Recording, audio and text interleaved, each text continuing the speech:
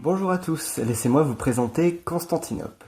Il s'agit d'un prototype de jeu de stratégie et gestion en coopératif pour un joueur et plus, pour des parties d'une durée de 90 à 120 minutes environ sur le thème de l'Empire byzantin. Alors, dans Constantinople, les joueurs vont incarner tour à tour les plus hauts dignitaires de l'Empire dans les dernières décennies de son existence. Et puisque précisément l'Empire s'effondre en 1454 avec la prise de la cité, le but des joueurs n'est alors pas de résister indéfiniment face aux envahisseurs, mais plutôt d'accumuler suffisamment de prestige, représenté sur cette piste à droite du plateau, de manière à ce que la cité passe à la postérité malgré sa chute à la fin du jeu. Le transfert de l'héritage byzantin vers l'Europe occidentale étant censé marquer le début de la Renaissance dans l'histoire. Alors, pour considérer la partie comme une victoire, les joueurs devront atteindre 15 points de prestige avant la fin du jeu. En dessous, c'est une défaite et l'Empire tombe en disgrâce, et à l'inverse, une petite surprise est réservée aux plus aguerris qui atteindront les 30 points de prestige. Pour obtenir ces points de prestige, les joueurs devront construire des bâtiments. Mais ces bâtiments nécessitent de dépenser un certain nombre de ressources. Ces ressources s'obtiennent en administrant les territoires de l'Empire.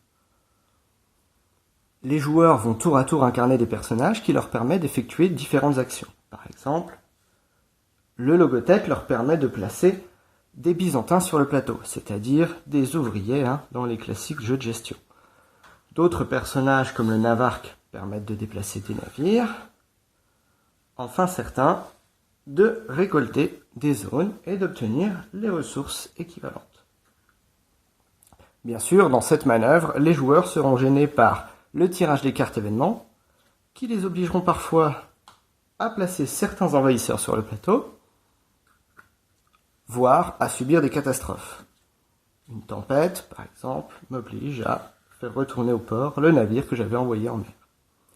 Enfin, une fois que les joueurs ont accumulé suffisamment de ressources, ils pourront construire un bâtiment de leur choix, à condition d'avoir les ressources nécessaires, bien entendu.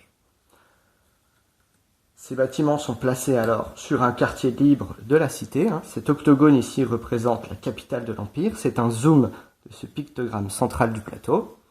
Et ces bâtiments, en plus d'apporter aux joueurs des capacités spécifiques qui leur sont propres, rapportent un certain nombre de points de prestige qui seront marqués à la fin de l'âge, si toutefois ils survivent à la phase de siège, puis à la phase d'entretien. Constantinople se joue donc avec différents jetons, 5 jetons navires, ainsi que des jetons byzantins et des jetons envahisseurs qui sont mis dans la boîte, des jetons ressources de différents types et de différentes valeurs. Nous avons du blé, du bois, de la pierre, des esclaves et de l'or, 2 marqueurs récupération, qui sont en fait des jetons servant à indiquer les actions entreprises par les différents joueurs, un jeton couronne pour marquer le prestige obtenu, 2 caches personnages de manière à ne dévoiler que les personnages incarnés par l'âge traversé, les 25 tuiles bâtiments et les 8 tuiles murailles associées, et différents types de cartes. 5 cartes miracles qui sont tirées aléatoirement en début de partie, et les paquets de cartes événements pour chaque âge. Donc, il y en a aussi pour l'âge 2, bien sûr, et pour l'âge 3. À chaque partie, toutes les cartes de ces paquets ne sont pas insérées de manière à ce que les joueurs ne puissent jamais totalement prévoir les actions entreprises par le jeu. Il faut rajouter à ça le dé à 8 faces, ainsi que la règle du jeu et les différents mémos.